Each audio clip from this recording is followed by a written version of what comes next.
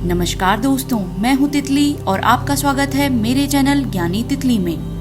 ज्योतिष शास्त्र के अनुसार सितंबर का महीना बहुत ही खास है क्योंकि इस महीने में कई बड़े ग्रह एक साथ राशि परिवर्तन कर रहे हैं, जिनमें से राहु और केतु का यह राशि परिवर्तन इस साल की सबसे बड़ी ज्योतिषीय घटनाओं में से एक होगा। 18 वर्षों के बाद 23 सितंबर को राहु का वृषभ राशि में प्रवेश और केतु का वृश्चिक राशि में प्रवेश होने जा रहा है। आगे के 18 महीने तक राहु और केतु इन्हीं दोनों राशियों में रहेंगे। राहु का प्रवेश वृषभ राशि में होगा, जिसका स्वामी शुक्र है, जो कि राहु का मित्र है। वहीं केतु का प्रवेश वृश्चिक राशि में होगा, जिसका स्वामी मंगल है और जो कि केतु के लिए अनुकूल है। ज्योतिष शास्त्र में राहु और केतु को पाप ग्रहों की संज्ञा दी गई है।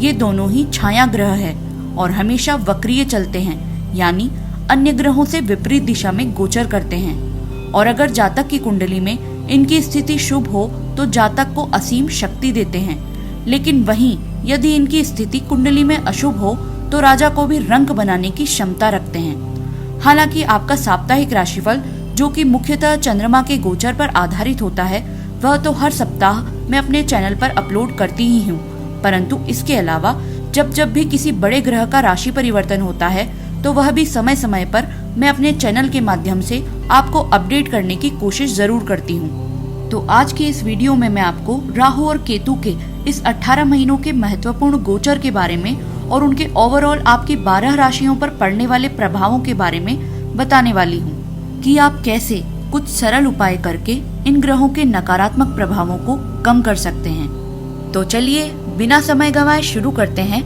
आपकी पहली राशि मेष से। मेष राशि के जातकों के लिए राहु का गोचर आपके दूसरे भाव में होने जा रहा है। कुंडली में दूसरे भाव का संबंध धन और कुटुंब से होता है और दूसरे भाव में राहु की उपस्थिति शुभ नहीं मानी जाती, जिसके फलस्वरूप आपकी वाणी में कठोरता आएगी, जिससे परिवार में कलह की स्थितियां उत्पन्न हो सकती है। परंतु आपके इनकम के स्रोतों में वृद्धि होगी। नौकरी में भी प्रमोशन मिलने के योग हैं। वहीं केतु का गोचर आपके 8वें भाव में होगा। स्वास्थ्य की दृष्टि से यह समय प्रतिकूल है। जहरीले पदार्थों या दवाओं के रिएक्शन से बचें। शत्रु भी इस दौरान आप पर हावी हो सकते हैं। कोई भी विवाद धैर्य से सुलझा लें, अन्यथा कोर्ट कचहरी के चक्कर लगाने पड़ सकते हैं। हालांकि इस दौरान आकस्मिक धन लाभ होने की संभावनाएं प्रबल है। ज्योतिषीय सलाह: राहु और केतु के दुष्प्रभावों को कम करने के लिए भगवान शिव की पूजा करें और नियमित रूप से उनका अभिषेक करें। वृषभ राशि के जातकों के लिए राहु का यह गोचर आपकी ही राशि में यानी पहले भाव में होगा। कुंडली में पहला भाव जातक के शरीर की संरचना, व्यक्तित्व और कीर्ति को दर्शाता है। इस गोचर से आपकी परेशानियां बढ़ेगी, लेकिन बुद्धिमत्ता और चतुराई से कार्यक्षेत्र में हर बाधाओं को पार कर लेंगे। परंतु इस दौरान स्वयं के स्वास्थ्य को लेकर सतर्क रहें। वहीं केतु का गोचर आपके 7वें भाव में होगा। कारोबारियों को व्यापार में लाभ होगा, परंतु पार्टनरशिप बिजनेस करने से बचें। उधार लेने व देने में सतर्कता रखें। वहीं प्रेम संबंधों में पड़े प्रेमी जातकों के लिए यह समय प्रतिकूल है। इस दौरान साथी से अपेक्षित जवाब मिलना संभव नहीं है। ज्योतिषीय सलाह: नियमित रूप से गणेश जी को दुर्वा अर्पित करें और आत्मविश्वास में वृद्धि लाने के लिए सूर्योदय के समय रोजाना सूर्य को अर्घ्य दें। मिथुन राशि के जातकों के लिए राहु का गोचर आपके 12वें भाव में होगा। 12वां भाव व्यय स्थान के नाम से जाना जाता है। इस भाव में राहु प्रतिकूल प्रभाव देता है। आकस्मिक खर्च बढ़ने से आर्थिक मुश्किलें बढ़ेगी। गैरकानूनी ढंग से पैसा ना कमाएं, अन्यथा कानूनी दांव पेचों में उलझ सकते हैं, जिससे परिवार और परिवारजनों से दूर जाना पड़ सकता है। कार्यक्षेत्र में भी मुश्किलें बढ़ेंगी। वहीं केतु का गोचर आपके 6ठे भाव में होगा। अपने स्वास्थ्य का थोड़ा ध्यान रखें, क्योंकि इस दौरान लगातार समस्याओं से सामना होगा। इसीलिए एक के बाद एक योजनाबद्ध तरीके से आगे बढ़ें। ईमानदारी से प्रयास करेंगे तो सफलता अवश्य मिलेगी, क्योंकि मिथुन राशि के जातक पहले से ही शनि की ढैया से पीड़ित हैं और ऐसे में राहु और केतु का यह अशुभ गोचर आपकी मानसिक परेशानियों में वृद्धि करने वाला होगा। इसीलिए आपको ज्योतिषीय सलाह के तौर पर रोजाना हनुमान जी की आराधना करने और दुर्गा सप्तशती का पाठ करने की सलाह दी जाती है। कर्क राशि के जातकों के लिए राहु का गोचर आपके 11वें भाव में होगा। इस भाव को लाभ स्थान के नाम से जाना जाता है। 11वें भाव में राहु का गोचर सदैव शुभ होता है। इस दौरान आय के स्रोतों में वृद्धि होगी, मन की हर इच्छा पूरी होगी, परंतु वाहन संबंधी दुर्घटना होने की संभावना है। कोई अनजाना सा भय सताएगा। हालांकि राहु की यह स्थिति कार्य क्षेत्र में चल रहे हर विवादों में आपको विजय दिलवाएगी। केतु का गोचर आपके 5वें भाव में रहेगा, जिससे स्टूडेंट्स को कंपटीशन एग्जाम्स में अच्छी सफलता मिलने की उम्मीद है, परंतु प्रेम संबंधी मामलों में कुछ विवाद उत्पन्न हो सकते हैं। इस दौरान संबंधों में किसी प्रकार का अज्ञात भय और असुरक्षा आपको परेशान कर सकती है। कोई बड़ा निवेश करने से पहले बड़ों की सलाह जरूर लें।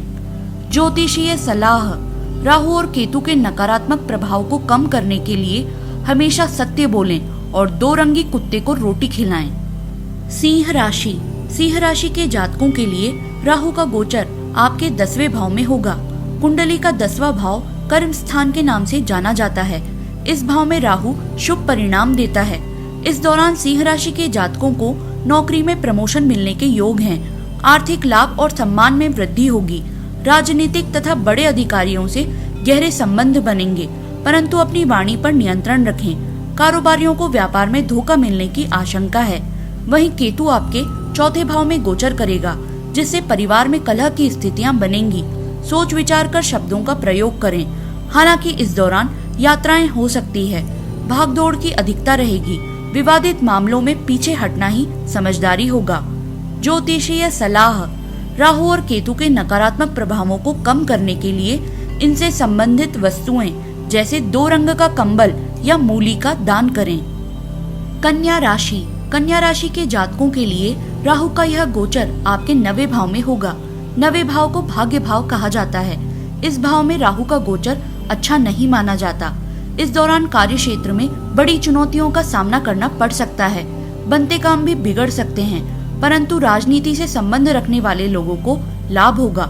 राहु की स्थिति से कलयुग की भौतिक विलासिता की वस्तुओं जैसे भूमि, भवन और नया वाहन खरीदने में खर्च होगा। वहीं केतु का गोचर आपके 3रे भाव में होगा। यह किसी वरदान से कम नहीं है। आपके साहस और पराक्रम में वृद्धि होगी।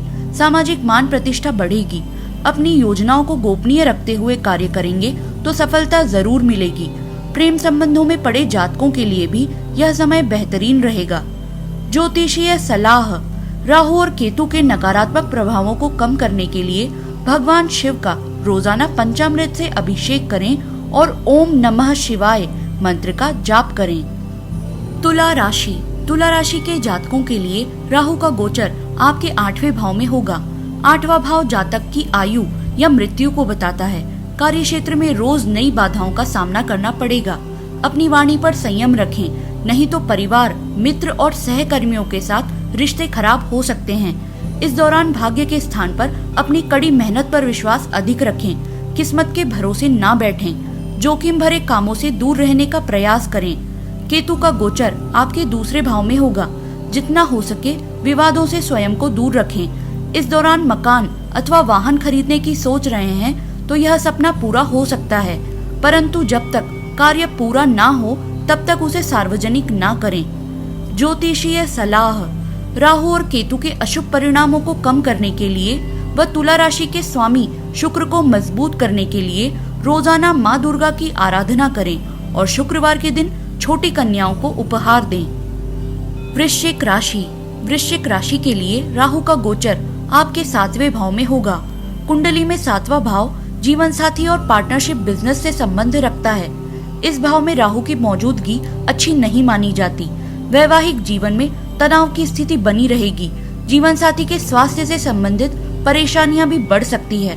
पार्टनरशिप यानी साझेदारी में कार्य करने से बचें। इस दौरान धैर्य और शांत रहने का प्रयास करें। किसी भी तरह के भ्रम जाल में ना फंसें। इस दौरान एक समय में कई कार्य एक साथ करने पड़ सकते हैं। केतु का गोचर आपके पहले भाव में होगा। कार्य क्षेत्र में धैर्य व समझदारी से कार्य करेंगे तो योजनाएं सफल होगी। आर्थिक क्षेत्र में भी मुनाफा होगा। नवविवाहितों के लिए संतान प्राप्ति के योग हैं, परंतु स्वास्थ्य को लेकर सतर्क रहें। नाक, कान, गले से संबंधित रोग हो सकते हैं। ज्योतिषीय सलाह। राहु और केतु के शुभ फलों को प्राप्त करने के लिए रोजाना हनुमान चालीसा का पाठ करें और हो सके तो भगवान भैरव के मंदिर जाकर दर्शन करें। आगे बढ़ते हैं अगली राशि धनु राशि की ओर। धनु राशि के जातकों के लिए राहु का गोचर आपके छठे भाव में होगा। कुंडली में छठा भाव जातक के शत्रुओं व चिंता से संबंध रखता है। इस भाव में राहु की मौजूदगी हर तरह से अनुकूल परिणाम देने वाली होगी। हर क्षेत्र में सफलता मिलेगी।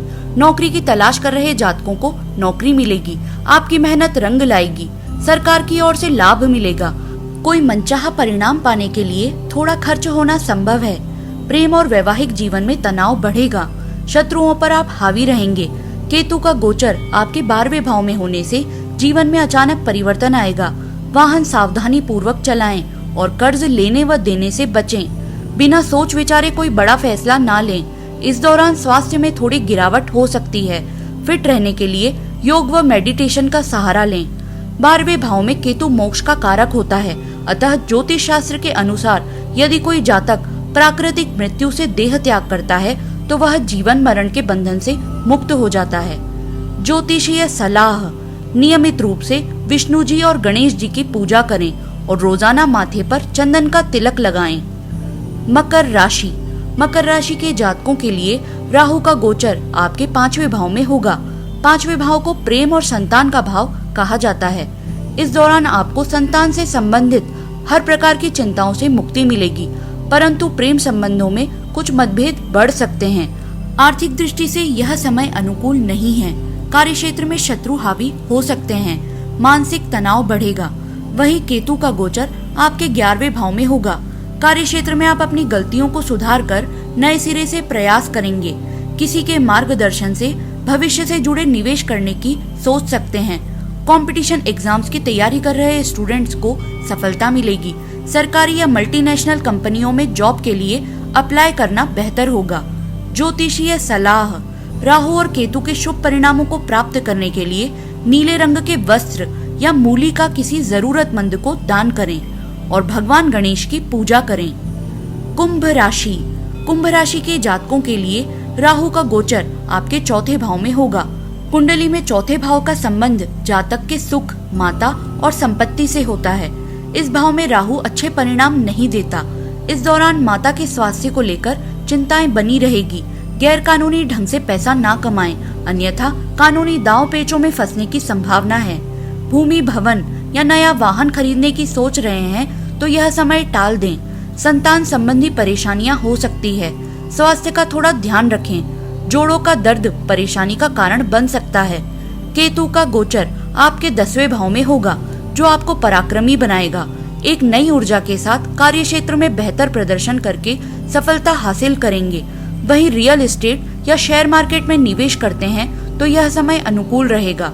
आपके सामाजिक मान प्रतिष्ठा में वृद्धि होगी। कारोबारी व्यापार में नए बदलाव लाकर अच्छा मुनाफा कमाएंगे। ज्योतिषीय सलाह: राहु के शुभ परिणामों को प्राप्त करने के लिए रोजाना हनुमान जी की आराधना करें और उन्हें चमेली के तेल का दीपक लगाएं। बढ़ते हैं अंतिम राशि मीन राशि की ओर। मीन राशि के जातकों के लिए राहु का गोचर आपके 3रे भाव यानी साहस और पराक्रम के भाव में होगा। यह समय नया व्यवसाय या नया कार्य शुरू करने के लिए उत्तम है। आपकी योजनाएं सफल होगी। कार्य क्षेत्र में बेहतर ढंग से निर्णय लेने में सक्षम होंगे। हालांकि इस दौरान परिवार के सदस्यों के साथ रिश्ते खराब होने की संभावना है। सामाजिक मान प्रतिष्ठा में वृद्धि होगी, परंतु इस समय में बुरी आदतों में पड़ने से बचें और अत्यधिक धन खर्च ना करें, अन्यथा आर्थिक स्थिति डगमगा सकती है। वहीं केतु का गोचर आपके 9वें भाव यानी भाग्य भाव में होगा। इस दौरान किसी प्रकार के इन्फेक्शन के होने की संभावना है। हालांकि कारोबार में लाभ की स्थिति ज्यादा बनेगी। संतान संबंधी चिंताएं दूर होगी। विवाहितों के लिए संतान प्राप्ति के योग हैं। वहीं स्टूडेंट्स को एग्जाम्स में अच्छे अंक लाने के लिए अधिक प्रयास करने होंगे। ज्योतिषीय सलाह: राहु और केतु के नकारात्मक प्रभाव को कम करने के लिए रोजाना माँ दुर्गा और शिव जी की आराधना करें और यथाशक्ति जरूरतमंदों की सहायता करें। तो दोस्तों, अगर आपको यह जानकारी अच्छी लगी हो तो मेरे वीडियो को लाइक और शेयर करें और मेरे चैनल पर नए हैं तो चैनल को सब्सक्राइब करना ना भूलें। तब तक के लिए मैं तितली आपसे आज्ञा लेती हूँ और मिलती हूँ अपनी अगली वीडियो में। धन्यवाद।